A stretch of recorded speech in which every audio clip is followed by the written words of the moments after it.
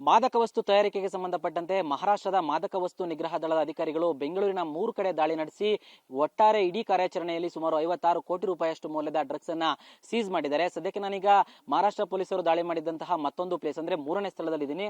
ಈ ದೃಶ್ಯದಲ್ಲಿ ಗಮನಿಸಬಹುದು, ಇದು ಬಾಗ್ಲೂರು ಪೊಲೀಸ್ ಠಾಣಾ ವ್ಯಾಪ್ತಿಗೆ ಬರುವಂತಹ ಸ್ಪಂದನ ಲೇಔಟ್ ಅಂದ್ರೆ ಕಾಡು ಸೊನ್ನಪ್ಪನ ಹಳ್ಳಿಗೆ ಬರುವಂತಹ ಜಾಗದಲ್ಲಿ ಇರುವಂತದ್ದು. ದೃಶ್ಯದಲ್ಲಿ ಗಮನಿಸಬಹುದು, ಈ ಒಂದು ಶೆಡ್ ಏನಿದೆ, ಈ ಶೆಡ್ ನ ಸುಮಾರು ತಿಂಗಳ ಹಿಂದ್ಗಡೆ ಅಷ್ಟೇ ಒಬ್ಬ ವ್ಯಕ್ತಿ ಬಾಡಿಗೆಗೆ ತೆಗೆದುಕೊಂಡಿದ್ದ. ಆತ ಇಲ್ಲಿ ಡ್ರಗ್ಸ್ ಅನ್ನ ತಯಾರು ಮಾಡೋಕೆ ಮುಂದಾಗಿದ್ದ. ಆದ್ರೆ ಈ ಒಂದು ಶೆಡ್ ನ ಒಳಗಡೆ ರಾಸಾಯನಿಕಗಳನ್ನ ಇಟ್ಕೊಂಡಿರ್ತಾನೆ. ಆದ್ರೆ ಈ ರಾಸಾಯನಿಕಗಳಿಂದ ವಾಸನೆ ಹೊರಬರ್ತಾ ಇರುತ್ತೆ. ಹೀಗಾಗಿ ಅಕ್ಕಪಕ್ಕದವರಿಗೆ ಏನ್ ತಯಾರು ಮಾಡ್ತಾರೆ ಅನ್ನೋದು ಸ್ವಲ್ಪ ಡೌಟ್ ಬಂದಿರುತ್ತೆ.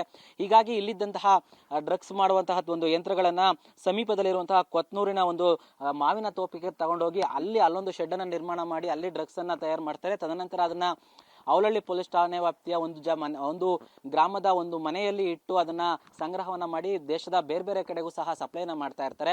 ಸದ್ಯಕ್ಕೆ ಈ ಜಾಗದಲ್ಲಿ ಆ ಡ್ರಗ್ಸ್ ಅನ್ನ ತಯಾರು ಮಾಡ್ತಿದ್ದಂತಹ ಇಬ್ಬರು ಆರೋಪಿಗಳು ಪ್ರತಿನಿತ್ಯ ಬಂದು ವಾಸ ಮಾಡ್ತಿರ್ತಾರೆ. ಅಂದ್ರೆ ಡ್ರಗ್ಸ್ ಅನ್ನ ತಯಾರು ಮಾಡೋಕೆ ಮೊದಲು ಇದೇ ಒಂದು ಜಾಗವನ್ನ ಅವರು ಆಯ್ಕೆ ಮಾಡ್ಕೊಂಡಿರ್ತಾರೆ. ಆದ್ರೆ ಈ ಒಂದು ಜಾಗದಲ್ಲಿ ಅವರಿಗೆ ಡ್ರಗ್ಸ್ ತಯಾರು ಮಾಡೋಕೆ ಆಗೋದಿಲ್ಲ.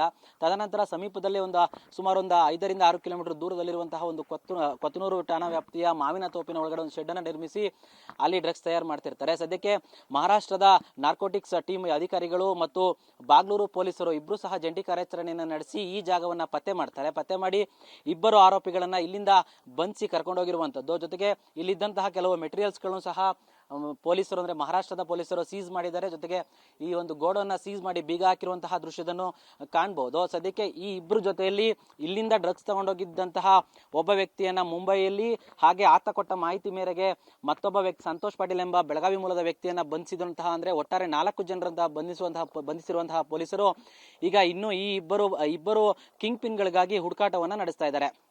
ಕ್ಯಾಮರಾಮನ್ ರವಿಕುಮಾರ್ ಜೊತೆ ಪ್ರದೀಪ್ ಚಿಕ್ಕಾಟಿ, TV9 ಬೆಂಗಳೂರು.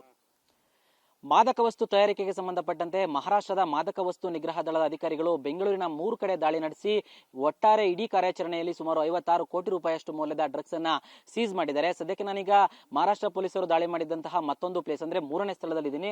ಈ ದೃಶ್ಯದಲ್ಲಿ ಗಮನಿಸಬಹುದು, ಇದು ಬಾಗ್ಲೂರು ಪೊಲೀಸ್ ಠಾಣಾ ವ್ಯಾಪ್ತಿಗೆ ಬರುವಂತಹ ಸ್ಪಂದನ ಲೇಔಟ್ ಅಂದ್ರೆ ಕಾಡು ಸೊನ್ನಪ್ಪನ ಹಳ್ಳಿಗೆ ಬರುವಂತಹ ಜಾಗದಲ್ಲಿ ಇರುವಂತದ್ದು. ದೃಶ್ಯದಲ್ಲಿ ಗಮನಿಸಬಹುದು, ಈ ಒಂದು ಶೆಡ್ ಏನಿದೆ, ಈ ಶೆಡ್ ನ ಸುಮಾರು ತಿಂಗಳ ಹಿಂದ್ಗಡೆ ಅಷ್ಟೇ ಒಬ್ಬ ವ್ಯಕ್ತಿ ಬಾಡಿಗೆಗೆ ತೆಗೆದುಕೊಂಡಿದ್ದ. ಆತ ಇಲ್ಲಿ ಡ್ರಗ್ಸ್ ಅನ್ನ ತಯಾರು ಮಾಡೋಕೆ ಮುಂದಾಗಿದ್ದ. ಆದ್ರೆ ಈ ಒಂದು ಶೆಡ್ ನ ಒಳಗಡೆ ರಾಸಾಯನಿಕಗಳನ್ನ ಇಟ್ಕೊಂಡಿರ್ತಾನೆ. ಆದ್ರೆ ಈ ರಾಸಾಯನಿಕಗಳಿಂದ ವಾಸನೆ ಹೊರಬರ್ತಾ ಇರುತ್ತೆ. ಹೀಗಾಗಿ ಅಕ್ಕಪಕ್ಕದವರಿಗೆ ಏನ್ ತಯಾರು ಮಾಡ್ತಾರೆ ಅನ್ನೋದು ಸ್ವಲ್ಪ ಡೌಟ್ ಬಂದಿರುತ್ತೆ. ಹೀಗಾಗಿ ಇಲ್ಲಿದ್ದಂತಹ ಡ್ರಗ್ಸ್ ಮಾಡುವಂತಹ ಒಂದು ಯಂತ್ರಗಳನ್ನ ಸಮೀಪದಲ್ಲಿರುವಂತಹ ಕೊತ್ನೂರಿನ ಒಂದು ಮಾವಿನ ತೋಪಿಗೆ ತಗೊಂಡೋಗಿ ಅಲ್ಲೊಂದು ಶೆಡ್ ಅನ್ನ ನಿರ್ಮಾಣ ಮಾಡಿ ಅಲ್ಲಿ ಡ್ರಗ್ಸ್ ಅನ್ನ ತಯಾರು ಮಾಡ್ತಾರೆ. ತದನಂತರ ಅದನ್ನ ಅವಲಹಳ್ಳಿ ಪೊಲೀಸ್ ಠಾಣೆ ವ್ಯಾಪ್ತಿಯ ಒಂದು ಗ್ರಾಮದ ಒಂದು ಮನೆಯಲ್ಲಿ ಇಟ್ಟು ಅದನ್ನ ಸಂಗ್ರಹವನ್ನ ಮಾಡಿ ದೇಶದ ಬೇರೆ ಬೇರೆ ಕಡೆಗೂ ಸಹ ಸಪ್ಲೈನ ಮಾಡ್ತಾ ಇರ್ತಾರೆ. ಸದ್ಯಕ್ಕೆ ಈ ಜಾಗದಲ್ಲಿ ಆ ಡ್ರಗ್ಸ್ ಅನ್ನ ತಯಾರು ಮಾಡ್ತಿದ್ದಂತಹ ಇಬ್ಬರು ಆರೋಪಿಗಳು ಪ್ರತಿನಿತ್ಯ ಬಂದು ವಾಸ ಮಾಡ್ತಿರ್ತಾರೆ. ಅಂದ್ರೆ ಡ್ರಗ್ಸ್ ಅನ್ನ ತಯಾರು ಮಾಡೋಕೆ ಮೊದಲು ಇದೇ ಒಂದು ಜಾಗವನ್ನ ಅವರು ಆಯ್ಕೆ ಮಾಡ್ಕೊಂಡಿರ್ತಾರೆ. ಆದ್ರೆ ಈ ಒಂದು ಜಾಗದಲ್ಲಿ ಅವರಿಗೆ ಡ್ರಗ್ಸ್ ತಯಾರು ಮಾಡೋಕೆ ಆಗೋದಿಲ್ಲ. ತದನಂತರ ಸಮೀಪದಲ್ಲಿ ಸುಮಾರು 5 ರಿಂದ 6 ಕಿಲೋಮೀಟರ್ ದೂರದಲ್ಲಿರುವಂತಹ ಒಂದು